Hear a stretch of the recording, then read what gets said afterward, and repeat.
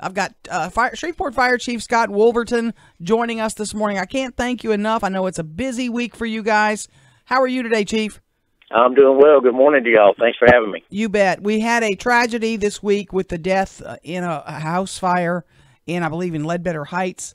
And so I thought about, we really need to get with you and let's talk fire safety tips, because this holiday weekend, I know we see higher numbers just because there's more people around. We maybe don't pay attention to what we're doing as much. What is your number one concern as we head into this this holiday weekend with regard to fires and fire safety? Well, mainly, number one concern for us, statistically, for us as a fire department in Shreveport, between the months of December, January, and February, we have a increase in our volume of fires. And because of that, there's typically the increase of the possibility of fatality occur like happened this week. This time of year, many people are using space heaters to stay warm. We make a lot of fires that the origin of the cause was a space heater that was left too close to something, or it was plugged into an extension cord, and it overheated the extension cord that caused the ignition source. So, we want to remind our folks and citizens that those space heaters are space heaters for a reason. Keep space around them. Keep at least 3 feet away from everything else.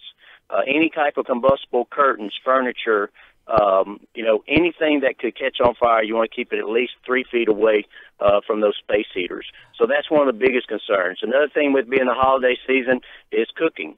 Across the nation, unattended cooking is the number one cause of residential structure fires. And that is, we have a lot of fires in Shreveport that are caused by unattended cooking. So always, if you have something on the stove, be in there with it. Keep combustibles away from your stove. Don't wear loose clothing around your stove that it might catch your clothing on fire, and just being smart when you're cooking. Let me ask you, Chief, because I've heard about these devices that are over a stove that are put in. I think they may be mandatory at some apartment places now, but that they put out a fire. What are those, and do we need to get those in most homes now? That is correct. And there is a city ordinance for apartments. It's called a Stovetop Extinguisher. It's actually a device that has a chemical extinguisher in it, just like a chemical fire extinguisher that has the dry chemical, and it ignites if a fire flames up on a stove. There's a fusible link on there that releases that product, and it knocks the fire out. And those are easy to get. Like I said, it is an ordinance that we do require apartments because, an apartment building may house, a dozen units, apartments. So in an apartment building, everyone's dependent on everybody in that unit to practice good fire safety. And so this was an ordinance that was put in place several years ago to prevent those types of fires and prevent deaths from those types of fires. This week's tragedy, apparently the gentleman was using candles. Candles can be a problem too, right? That's correct. We do know from this fire just that there were actually 2 ignition sources that's still under investigation and being determined because, on a fatality fire, the State Fire Marshal's office comes in and assists us with those investigations. And there were actually 2 ignition sources. We do know that there were candles, and we do know that the gentleman was smoking. So, and there were no utilities in the home. So otherwise it was vacant. So we do know those were the 2 ignition sources. Candles are great during the holiday time. A lot of people are utilizing candles. I've got candles in my home. You just have to be safe around them. It is a open flame ignition source. So same thing, same rule of thumb with your space heaters. Keep everything away from it that might could catch on fire. Don't leave it lit. Don't leave your house with it lit. Don't go to sleep at night with it lit. It's just being smart with those candles and doing those things. Well, let me ask you about fireplaces, because I have one in my home. A lot of people have them. Are there some things I need to know that I may not know about with regard to putting, because, it's going to get cool, Christmas time. I want a nice, beautiful fire going in my fireplace. Yeah, and we actually do make a few chimney fires here in the city, and it's just a matter of having a chimney sweep come in and clean your chimney, on a periodic basis. Creosote will build up inside those flues, those chimneys, and, once it gets to a certain temperature, it's going to ignite. and cause your chimney to catch on fire. So it's a good practice to have a professional come in and clean your chimney. Do you still have the program like every October when the clocks change, or November when the clocks change, about smoke detectors? Yes, we still have that, but that's still a common practice. A lot of people still have those smoke detectors that work off a 9-volt battery, but there are a lot better smoke detectors being manufactured now. And for us in our smoke detector program that we have for the fire department, where we donate a smoke detector to any citizen that lives in the city that needs one, they have a 10-year lithium battery, and it's completely encased. So it's really, in the past, we've made a lot of fires where people have disconnected their smoke detector because it was a nuisance alarm with them cooking and things like that, forgot to hook it back up. We would make a fire in their home, and sure enough, we would look at a smoke alarm and the battery was disconnected. This type of manufacturing prevents that from occurring, where you can't take the battery out.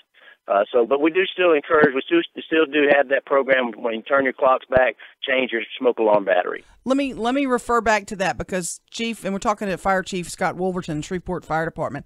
Your guys came and put one in my home. I did a big remodel, and so I said, I need a new smoke detector. They came and put one in my home. And how do people get in touch with you guys for that if they need a smoke detector? Oh, absolutely. They can call our Fire Prevention Bureau at 673-6740. And what we'll do is we'll take their contact information down, and we will assign a engine company or someone from Fire Prevention will go to their house and install that smoke detector for them. And I was really surprised when the guys put it in. They come in, they put it up for you, they install it, they put it in the safest place. They looked at the house and said, here's where we think it needs to go. Yes, ma'am. They put it up, and then they told me, I said, well, we'll change the batteries every year. He said, no, it's a 10-year deal. I went, what? I'd never heard of that before. So that really is very, very cool, Chief. Yes, ma'am. And also, you can call that same number, and we will come out and do a free home safety inspection. We will come out, and our inspectors will come out. They'll walk through your home, and they can recognize some of those hazards you may have in place and help correct those. So we do that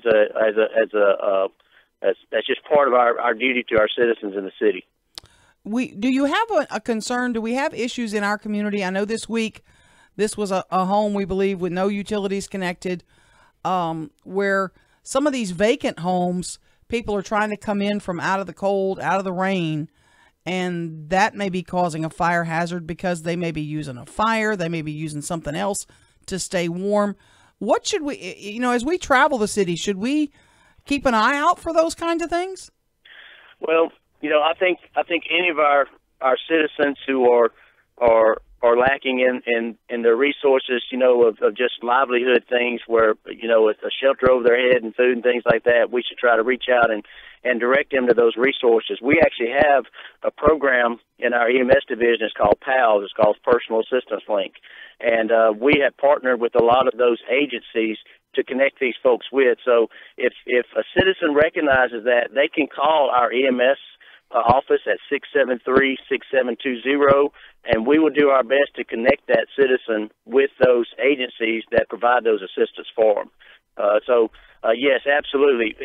But Aaron, it is a common occurrence for those who are in these situations. They will go in these vacant houses, and we actually make a lot of vacant home fires as a result of them trying to stay warm. And many times when we get there, they're gone. And I'm thankful that they're not there, like what happened here. And they're not become a fatality or injured. But it is a common occurrence. Scott Wolverton, Fire Chief in Shreveport. Let me wish you a Merry Christmas, and please, from all of us in Shreveport, thank your folks for, I know they're all working through the holiday. You're one of those folks that you don't stop. You work 24/7, and there'll be a lot of them working on Christmas Day, and we can't thank you enough for that. Well, thank you, Aaron, and Merry Christmas to y'all. And I got to put a plug in for my folks. We have the best firefighters in the country. Our men and women are awesome servants, and I appreciate them so much. You bet. Thank you, Chief.